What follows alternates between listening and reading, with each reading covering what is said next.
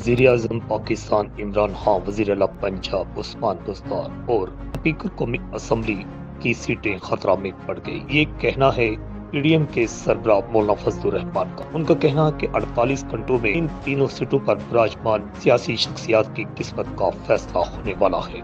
मौलाना फजलुर रहमान ने दावा किया है कि अब अंपायर भी न्यूट्रल हो चुका है और अब हमारी कामयाबी यकीनी है। उनका कहना है कि हमने अपने नंबर पूरे कर लिए हैं। 172 MNA MPA तब्दीली सरकार का तख्ता उलट देंगे।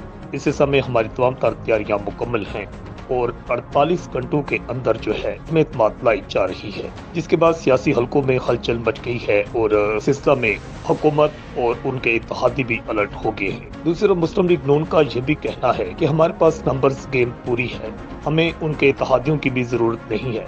हम इत्तेहादियों से मुलाकात कर रहे हैं। इत्तेहादियों के बयानात भी ऐसे हैं कि ना आर ना पार। उनकी तरफ से भी ऐसा कुछ नहीं कहा जा रहा कि वो हर सूरत हुकूमत का साथ देंगे। अगले 48 घंटों में हुकूमत का दड़न तख्ता होगा या तहरीक अदम एतमाद नाकाम हो जाएगी, इसका फैसला होने वाला है। दूसरी तरफ लॉन्ग मार्च भी सड़कों पर है और मालूम हो रहा है कि पीडीएम के लॉन्ग मार्च 23 मार्च से पहले ही पाकिस्तान में नई क़यादत का फैसला होने वाला है। रिपोर्ट अल हिजाज न्यूज़, गुजरात।